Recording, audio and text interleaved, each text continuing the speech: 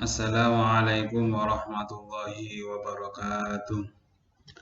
Al-Fatihatu ila hadratina ibn Muhammadin sallallahu alaihi wasallam wa ala alihi wa sahbihi wa hadrati.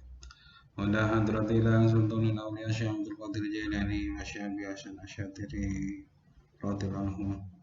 Wa la jami'a alaikum fi Indonesia wa la jami'a syekhina fi tamam rahimah kulluhum. Wa ma syekhina fil azhar asyari kulluhum. Wa la hadrati ila muassis hadhihi muassasah. ولا حضرة إلى مؤلف هذا الكتاب شيخ محمد جمال الدين القاسمي الدمشقي وإلى حضرة إلى والدينا وارحمهما كما ربيانا صغارا وإلى آبائنا وأمهاتنا وجداتنا وجداتنا ولا خصوصا من اجتمعنا هنا بسببه ولا جليه شاء لهم من الفاتحة صراط الذين أنعمت عليهم غير المغضوب عليهم ولا الضالين. Bismillahirrahmanirrahim. Alhamdulillahi rabbil alamin. Wa bihi nasta'in ala umuri dunya waddin. Wassalatu wassalamu ala sayyidina Muhammadin sayyidil mursalin al-mab'usi rahmatan lil alamin wa ala alihi wa ashabihi ajma'in amma ba'd. Qala al-mu'allif rahimahullah wa ta'ala Syekh Muhammad Jamaluddin Al-Qasimi Ad-Dimashqi fi kitabih Mau'izatul Mu'minin wa nafa'na bihi wa bi'ulumihi wa bi'ulumina wa bi'ulumikum fid dharain amin. Wujubul khusyu'i utawi iki iku mertelaake wajibe khusyuk. Kala ngendika sapa Allah Ta'ala wa aqimis sholata lidzikri wa aqim lan jumeneng sapa sira as-sholata ing salat lidzikri kanggo eling maring ingsun. Di sini dijelaskan pada bab ini, bab atau kitab yang menjelaskan tentang rahasia-rahasia salat ini, ada penjelasan tentang wajibnya kita harus khusyuk. Khusyuk itu seperti apa? Nah, ini nanti akan kita kupas. Jangan lupa tujuannya sholat itu adalah mengingat kepada Allah. Jangan sampai kita di dalam sholat malah lupa kepada Allah. Makanya di sini Allah berfirman, dirikanlah sholat untuk mengingatku, ya, agar ingat kepada Allah.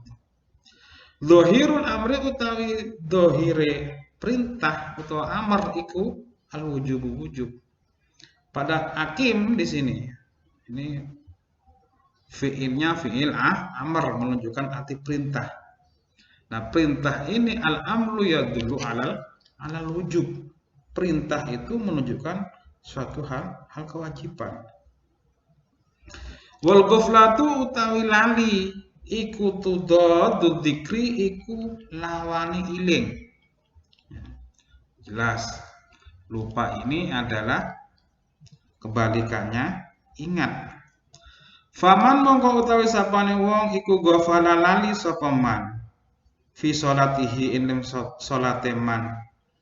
Kaifa hale kaya apa yakunu ana sapa man iku mukiman wong kang jejekake laha maring salat li dzikrihi ta'ala maring iling Allah Subhanahu wa taala. Terus siapa saja yang lupa di dalam salatnya kepada Allah, ghaflah. Memang ujiannya orang salat banyak. Saat kita mulai takbiratul ihram bersamaan dengan niat Allahu Akbar, ketika bersamaan takbir itu banyak godaan macam-macam. Yang asalnya kunci yang tadinya ditaruh di laci itu lupa, tiba-tiba ingat. Yang awalnya dompetnya itu ada di jok sepeda motor, itu pun juga ingat. Nah, kalau sholatnya kita malah ingat bukan kepada Allah, bukan ingat kepada Sang Pencipta, berarti kebalikannya dzikr, kebalikannya ingat, yaitu apa? Al-ghaflah tadi itu lupa. Nah, terus bagaimana kalau seandainya kita dalam kondisi seperti itu? Ya, cepat kita kembalikan. Usahakan terus untuk khusyuk semampu kita. Ya. Makanya ada perintah nih untuk diusahakan untuk melakukan khusyuk ini. Karena kalau orang sudah lupa di dalam sholatnya, ya terus bagaimana untuk mengingat kepada Allahnya? Yang diingat malah selain Allah. Qala nandika sapa Allah Subhanahu wa ta'ala yang menghentikan wala takulan aja ana sapa sira iku minal ghafilin setengah saking pira-pira wong kang lali. Dalam firman lain Allah menjelaskan janganlah kalian menjadi orang-orang yang lupa. Upayakan semampu mungkin. Terus bagaimana? Apakah boleh ketika sholat itu membayangkan Allah? Ini yang perlu diperhatikan. Jangan sampai kita membayangkan Allah. Tidak boleh itu.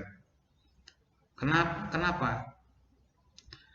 Karena kita tidak pernah ada kemampuan untuk membayangkan Allah itu seperti apa. Kalau kita membayangkan Allah seperti hal sesuatu, berarti kita telah menyamakan Allah dengan makhluknya. Ini tidak boleh. Terus apakah boleh ketika membayangkan lafaz Allah? Itu juga tidak boleh. Itulah lafaz, itu bukan Allah. Nah, terus bagaimana caranya agar kita khusyuk? Tentunya kita memakai konsep ihsan yang kedua. Ketika malaikat Jibril memberikan pelajaran kepada para sahabat di hadapan Nabi Muhammad pada saat itu, menanyakan konsep ihsan kepada Nabi Muhammad. Apa ihsan itu? Karena hadisnya panjang, langsung ke ihsan saja ya. Untuk iman dan Islamnya insya Allah sudah banyak yang tahu. Ihsan itu anta'budallah ka'annaka tarahu. Itu yang pertama. Yaitu beribadah kepada Allah seolah-olah engkau melihat Allah. Tapi tidak mungkin ini. Makanya kita harus memakai konsep kedua. Apa itu? Fa'ilam takun yarahu fa'innahu yaraka. Kalau kamu tidak dapat melihat Allah, maka terus tanamkan di dalam hati, di dalam sholat itu kita selalu diawasi oleh Allah. Ini perlu ditanamkan. Wa qala ketika sapa Allah Subhanahu wa taala yang panjenengan qad aflahal mu'minun alladzina hum fi shalatihim khashi'un. Seperti itu. Di sini tulisannya mukminin. Ini salah ketik kayaknya. Qad aflah teman-teman beruntung. Sapa al mukminuna pira-pira wong kang beriman. Nah, orang beriman itu siapa? Di ayat kedua dijelaskan alladzina yang akeh hum utawi alladzina fi sholatihim ing dalam salate alladzina iku khasyi'una pada khusyuk. Yang dimaksud orang beriman yang beruntung ini adalah orang yang khusyuk di dalam sholatnya. Terus di dalam sholatnya dari takbiratul ihram sampai salam selalu ingat kepada Allah. Ju'ila den dadekake awala maratibil falahi ing kawitane pira-pira urutane bejo atau beruntung. Apa al khusyuk fi sholati ing sholat. Iklaman krana meruhake bi anaman kelawan sak temene wong iku faqada kesepen sapa manhu ing khusyuk fa huwa mongko utawi man iku rohilun wong kang budalan anil fauzi saking kebejan wan najahilan sukses. Alladzi huwa kang utawi khusyuk iku maknal falahi pangertiane beruntung mau iku. Makanya di sini untuk khusyuk sendiri ini adalah pengertian dari keberuntungan itu di dalam sholat. Ini menunjukkan apa? Memberi pengetahuan kepada kita bahwa orang yang di dalam sholatnya tidak dapat khusyuk, berarti orang ini pergi dari keberuntungan itu dan kesuksesan. Berarti sholatnya belum sukses. Terus bagaimana? Apakah kita harus bisa khusyuk dulu sebelum melakukan sholat? Terus kita tidak mau sholat? Jangan. Khusyuklah. Kok khusyuklah? Sholatlah meskipun masih belum bisa khusyuk. Karena insya Allah nanti Allah akan memberikan taufik kepada kita atau pertolongan kepada kita untuk bisa khusyuk. Akan tapi terus kita upayakan untuk itu. Karena ini amar, perintah. Wa qala lan ketika sapa kanjeng Nabi sallallahu alaihi wasallam, innama sholatu angin pestine utawi salat iku tamsakun anteng wa tawadduun lan tawaddu wa tadarruun lan DP wa tadau lan nyele sapa sira ya daika ing asta loro sira takulu hale ngucap sapa sira Allahumma ya Allah ya Allah faman mangko utawi sapane wa iku lam yaf'al orang lakone sapa man fahiya mangko utawi man berarti bahwa ya kalau mengkatakan iku khidaun tertipu. Jadi orang yang di dalam sholatnya masih belum mendapatkan ketenangan, tidak bisa rendah hati, tidak bisa terus berupaya mendekatkan diri kepada Allah, maka orang ini di dalam sholatnya tertipu. Masih banyak yang mengganggu. Karena setan ini akan terus akan terus membuat kerisauan di dalam hati manusia. Waruwilan dan riwayatake man utawi sapane wong iku lam tanha ora nyegah ing man apa salatuhu salate man anil fahsya'i saking perbuatan keji wal mungkari lan mungkar lam yazdid mongko ora tambah sapa man minallahi saking Gusti Allah illa budan kejaba atuh.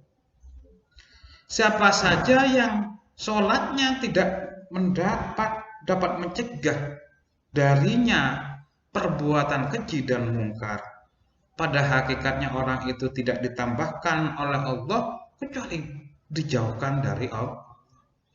Sholat kok malah berbuat keji, sholat kok berbuat mungkar. Lah mungkar itu seperti apa? Mungkar itu banyak, kemaksiatan itu banyak. Berkata-kata kotor, kaulazur itu juga mungkar. Kemudian memprovokasi orang itu juga mungkar. Baik itu lewat media sosial, digital atau dengan verbal langsung itu adalah mungkar. Atau mengeser hal-hal yang hoax dan lainnya itu juga mungkar. Tapi kita kadang-kadang untuk meneliti itu pada diri kita ini sering lupa. Makanya kalau sholat kita belum dapat mencegah itu semua, berarti kita masih jauh dari yang Maha Kuasa. Wa hukilan dan diceritakan an Muslim bin Yasar, saking Muslim bin Yasar. Ini ada sebuah cerita hikayat dari Muslim bin Yasar. Ana hosa temene Muslim bin Yasar iku kana ana sapa Muslim bin Yasar. Iku yusolli salat sapa Muslim bin Yasar di Masjidil Basrah ing dalam Masjid Basrah. Muslim bin Yasar pada saat itu sholat di Masjid Basrah. Fasaqata mongko lukur apa haitul masjid temboknya masjid. Sholat temboknya masjid jatuh. Fafazi mongko bengok sapa ahlus suki. Penduduk pasar, dekat pasar berarti. Lihud matihi krana robohe haid. Fama iltafatu moko ora noleh sapa ingsun.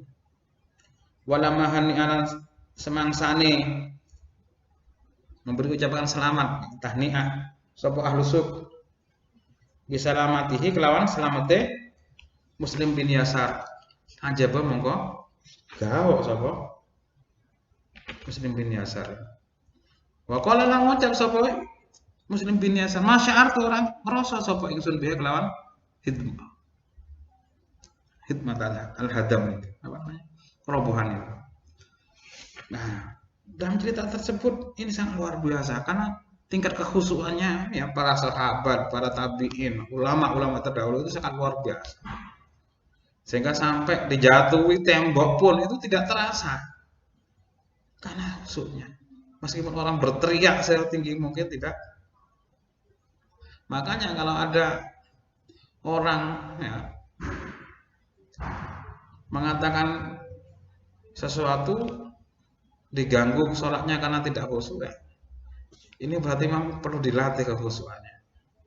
Kalau orang-orang terdahulu itu sholatnya ya Allah, seperti contoh Sayyidina Ali radhiyallahu anhu kalau tidak salah ya dalam riwayatnya, beliau terkena anak panah itu ya dicabutnya itu ya ketika sholat, karena ketika sudah berinteraksi dengan Allah, para sahabat itu ya sudah menyatu khusyuk, sehingga anak panah pun dicabut yang sakitnya luar biasa, itu pun tidak terasa. Nah, untuk saat ini ya mobil khusus saya sendiri untuk melatih kekhusyuan ini memang lumayan sulit. Akan tapi kita tidak putus asa karena ini adalah perintah dari Allah untuk terus berusaha khusyuk. Sampai Muslim bin Yasar tadi merasa heran sendiri kok tidak merasakan apapun ketika dirobohi tembok tadi itu. Wa qala lan ngucap sapa Ibnu Abbas, rakaatane utawi rakaat fi tafakkurin ing dalam tafakkur. Mikir-mikir iku khairun luwih apik, luwih bagus min qiyaminatin tinimbang tangi bengi. Wal qalbu utawi ati iku sahin muka lali. 2 rakaat tapi terus ingat kepada Allah, tafakkur di dalam salatnya 2 rakaat itu lebih baik daripada sholat malam, akan tetapi hatinya lupa kepada Allah. Ini ajaran yang diajarkan oleh ulama-ulama salafus sholih ya, kepada kita. Jadi seperti itu, ayo kita belajar bersama bagaimana untuk bisa khusyuk di dalam sholat kita ketika beribadah kepada Allah Subhanahu. Fadilatul masjidi utawi iki iku martelahake fadilah masjid. Wa maudhi'ul sholati lan panggonane salat. Wala ngendika sapa Allah azza wa jalla, innama ya'muru masajidallahi man amana billahi wal yawmil akhir. Innama ya'muru an mustene ngramake masajidallahi ing pira-pira masjid Allah. Sapa man wong amanah kang beriman sapa man billahi kelawan Allah wal yawmil akhir lan dino kiamat.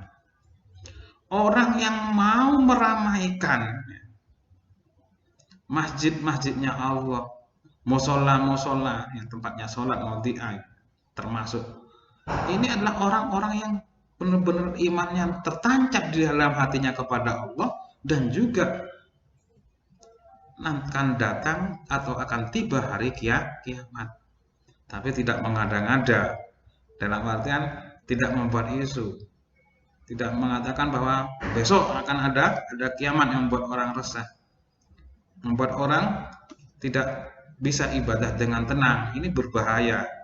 Ini termasuk satu hal yang berbahaya karena membuat orang resah. Termasuk mungkar seperti ini sebenarnya. Wa qala lan ketika sapa Kanjeng Nabi sallallahu alaihi wasallam utawi sapane wong iku bana bangun sapa man lillahi krono are Allah masjidan ing masjid walau kama fasik kototin senajan anane masjid iku kaya kurungane manuk emprit bana mongko bangun sapa Allah Gusti Allah lahu maring man baitan ing omah fil jannati ing dalam surga. Bahkan siapa saja yang mau membangun masjid karena Allah Subhanahu wa taala, meskipun itu andilnya itu sebesar manuk emprit itu ya, burung kecil itu, burung geraja itu, maka Allah berjanji akan membangunkan kepadanya rumah di surga nanti. Makanya ketika ada masjid dibangun, jangan pernah hati kita tidak terketuk untuk minimal 1 sak lah untuk berpartisipasi membangun masjid tersebut. Karena Allah berjanji akan dibangunkan rumah nanti di surga. Wa qala lan ngendika sapa Kanjeng Nabi sallallahu alaihi wasallam ing pengendikan idza dakhala nalikane mlebu sapa ahadukum salah siji sira kabeh al masjida ing masjid falyarka mengko becik ruku sapa ahad rakaat ini kelawan rakaat qabla ayyajlisa indem sadurunge yen to lungguh sapa ahad. Ketika kita masuk ke dalam masjid, di sini dijelaskan jika salah satu di antara kalian masuk ke dalam masjid, maka alangkah baiknya kalian itu melakukan ruku. 2 kali ruku. Pengertian 2 kali ruku itu apa? Ketika 2 kali ruku berarti 2 kali 2 rakaat sholat. Rakaat ini kelawan rakaat. Falyarka mengko rakaat ini kelawan rakaat. Karena dalam 1 rakaat itu 1 ruku. Berarti kita disunahkan sholat 2 rakaat dulu. As-sholah litahiyatil masjid, untuk menghormati masjid sebelum kita duduk. Ini tata cara ketika kita masuk ke dalam masjid. Ada penghormatan karena itu adalah rumah suci. Ada aktivitas-aktivitas yang mulia, aktivitas ibadah menyembah kepada Tuhan, aktivitas belajar mengaji Al-Quran, dan aktivitas bermacam-macam yang itu sifatnya taqarruban kepada Yang Maha Kuasa. Wa qala lan ngendika sapa Kanjeng Nabi sallallahu alaihi wasallam, la sholata ora ono salat sempurna iku maujud li jaril masjid kedue wong kang tanggone masjid illa fil masjid angin ing dalem masjid. Salatnya tidak sempurna bagi orang yang berdekatan dengan masjid dan salatnya tidak di masjid. Nah, pengertian hadis ini konteksnya atau mungkin kalau diterapkan di waktu-waktu yang aman, di waktu tidak ada pandemi COVID seperti saat ini. Karena adanya COVID, ya, adanya virus yang mengancam nafas. Ya. Kita untuk menjaga hifdzun nafas itu juga perintah Allah. Maka kalau ada seruan untuk meninggalkan itu ya kita taati dari pemerintah, khususnya bagi tempat-tempat yang zona merah dan mengkhawatirkan. Kalau tidak mengkhawatirkan ya tidak apa-apa. Tapi kalau memang tempat itu adalah sudah ada terjangkit, maka seruan dari pemerintah ataupun seruan dari aparat-aparat yang ada di dekat itu adalah suatu hal kewajiban untuk kita taati. Nah, sholat tadi jalil masjid karena tidak di dalam hadis ini tidak ada sempurna sholat bagi orang yang dekat dengan masjid kecuali di masjid itu dalam kondisi-kondisi aman.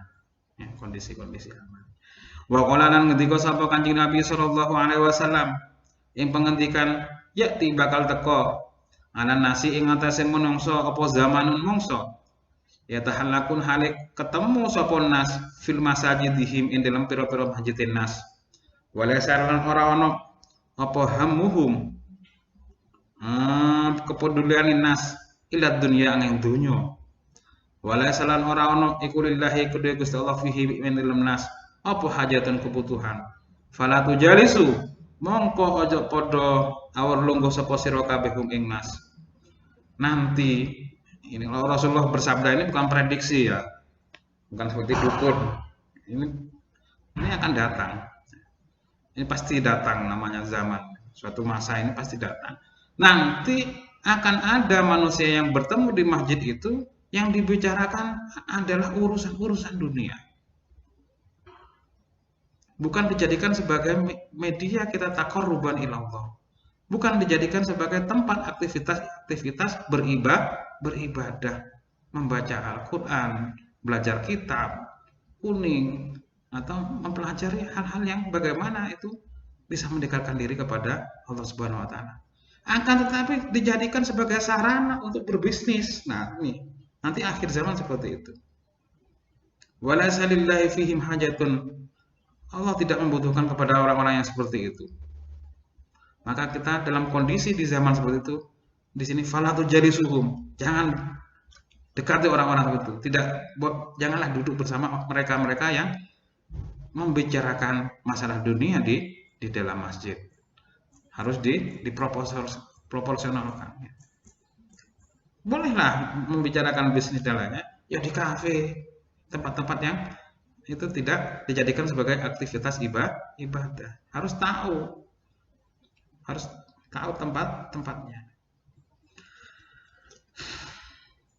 Akmalu sholati utawi iki iku mertenake pira-pira amali salat adz-dzahirati kang bangsa zahir. Adz-dzahirati kang pertelo.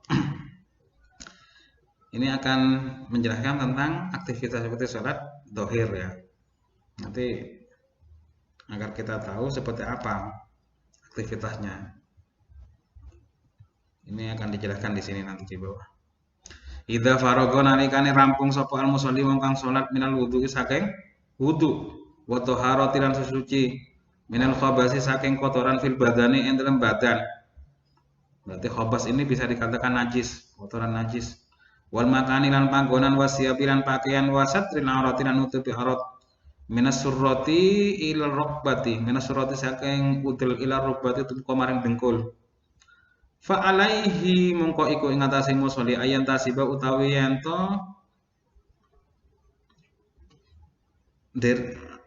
dereake sapa mendirikan ya sapa musolli atau jejegake sapa kok iman hale wong kang jejeg dereake sapa musolli kok iman hale wong kang jejeg mutawajihan tur kang madhep ila kiblati maring kiblat. Wadi ukor riba dan supaya parek sapa musolli min jidaril haiti saking temboke saking apa dinding tembok. Fa inna dzalika mongko sak temen kono taqarrubul jidar ya. Iku yukasiru batsi atau nyendheake masafatal basori ing jarake peningal. Wayam namulan nyegah apa taqarrubul jidarul haid ya. Tafarruqal fikri ing macam-macamnya pikiran. Beda-beda nih pikiran juga ya. Wal yuhjir lan yanto ngeker sapa musolli ala basorihi ing atase peningale musolli.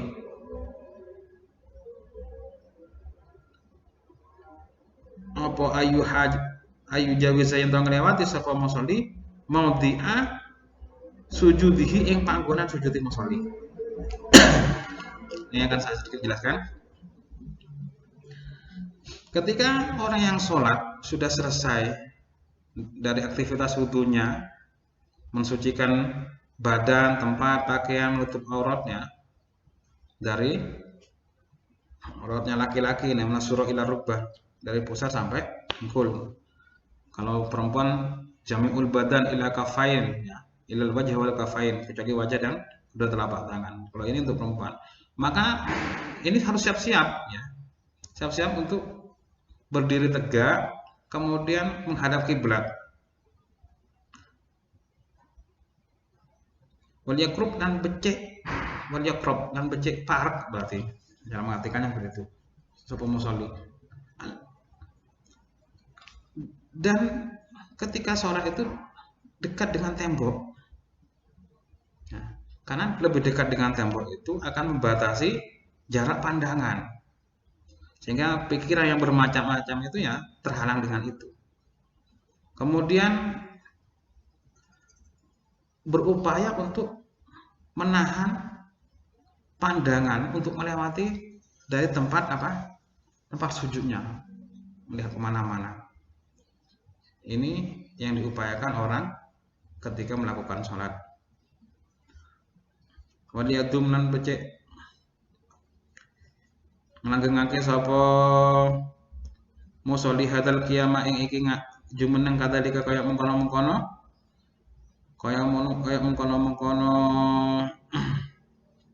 waliyahjur ala basarihi ila akhirih ila ruku itu moko maring ruku min gori iltifatin saking tanpa tolak-tolak. Ini terus dilakukan, berdiri seperti itu menghadap kepada tempat sujudnya, tidak berlebihan dari itu dan tidak tolak-toleh sampai ruku. Sumayanwi ya. Nulin niat sapa musolli ada asalati ing nekane salat bi qalbihi kelawan atine musolli. Kemudian salat dengan di hatinya. Salat niat dengan hatinya. Niat itu bukan dengan mulut. Perlu hati-hati juga pelajari bahwa yang dimaksud an-niyah itu adalah qasdu syai' muqtaranan bi fi'lihi ya. Menyengaja sesuatu yang bersamaan dengan pekerjaannya. Kalau sedang sholat, maka awal aktivitas tadi untuk sholat itu apa? Adalah takbiratul ihram. Ketika orang takbiratul ihram itulah niat itu dibersamakan. Bukan sebelum takbiratul ihram. Musolli fardhul asri arba'a raka'atin mustaqbil qiblati adaan makmuman lillahi ta'ala atau imaman lillahi ta'ala. Itu namanya talafut, melafatkan. Ya. Menurut mazhab Imam Syafi'i, untuk melafatkan ini adalah sunnah. Karena nanti akan membantu hati kita nanti ketika kita takbiratul ihram. Makanya ketika Allah ini sudah niat di dalam hati kita untuk sholatnya itu sholat itu. Ketika akbar ya, itu kita ala bersamaan. Tapi tidak harus sampai akbar bersamaan. Lebih dulu niatnya juga tidak apa-apa. Tapi harus pas ini di dalam hati kita. Wa yarfa'u lan ngangkat sapa musolli yadahi ing asta lorone musolli ila hadwa mangkibahi tumeka manceri pundak lorone musolli. Allah, kalau mengikuti ini manceri begini. Allah pundak lorone musolli ya. Apa Anda memperhatikan begini ya. Macam-macam. Allah ya. Allahu akbar. Ya. Mukbilan bikafaihi ilal kiblati. Jangan lupa ini menghadap kiblat. Telapak tangan ini menghadap kiblat, bukan begini. Allah ya. Allah tidak. Ini tidak menghadap kiblat. Menghadap kiblat itu begini. Menghadap kiblat. Kemudian wayab sutul asabi. Ya. Merenggangkan apa namanya? Beberake, memberi ya begini. Membeberkan apa? Jari-jari ini. Walayak butulan orang gegem, tidak begini ya. Akan tetapi walayak butulan orang gegem sapa musolliha ing asabi walayak takalafulan ora den bebani sapa musolli fiha ing dalam asabi tafrijan pelang bengangake. Tidak begini ya. Tidak harus begini. Allah tidak begini. Ya. Biasa-biasa saja. Walau damalan orang ngumpulake atau begini. Ini mau tinju atau mau apa nih? Baliat turku balik tinggal sapa musolliha ing asabi ala muqtadu tabiha ing atase natrapi kebiasaane asabi. Yo kabrulan takbir sapa musolli. Biasa saja. Biasanya begini kalau ya begini saja. Allah, tidak harus begini. Biasa. Allah ya. Tidak harus begini. Dan juga tidak boleh begini. Oke. Sumaya da'unulin nyeleh sapa musolli al yadani ing astolorone musolli. Kemudian kedua tangannya ditaruh ala sadrihi, atasnya dodone musolli. Wa yad'una nyeleh sapa musolli al yumna ala al yusra. Ya, begini. Wala yang kutul ala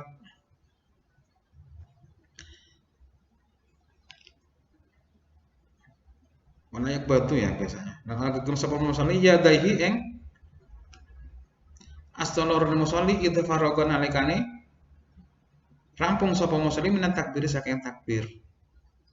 Bal yursilu balik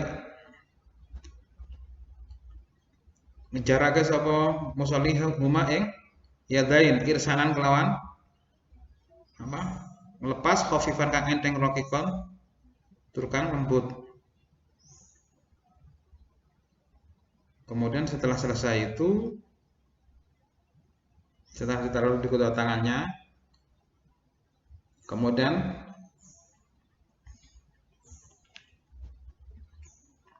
dilepaskan secara pelan-pelan nanti kalau sudah selesai.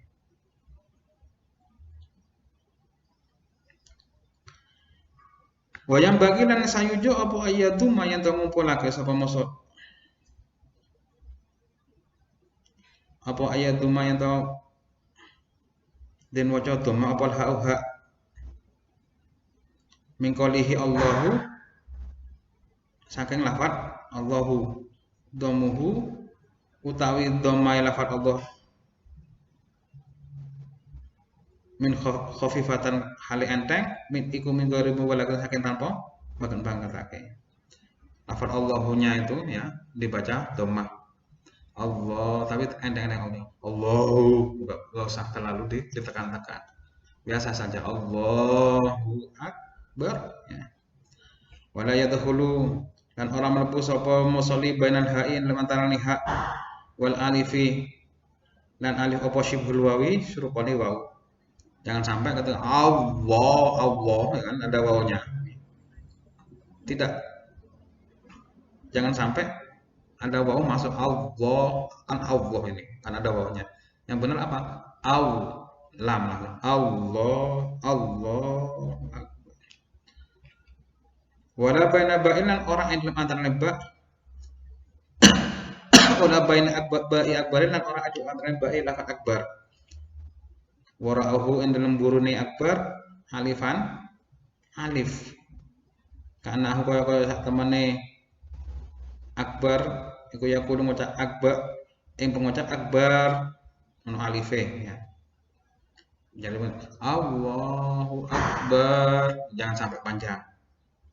Wa yujzimulan jazmake sapa musolli ra takbir ing ra lafaz takbir. Wa yadumuha wa la yadumu dan ora maca dhamma sapa musolli ha ing ra.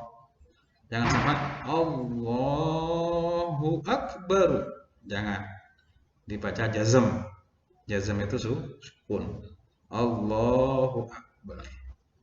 Ini tata cara atau amalan-amalan kita ketika kita mau melaksanakan sholat.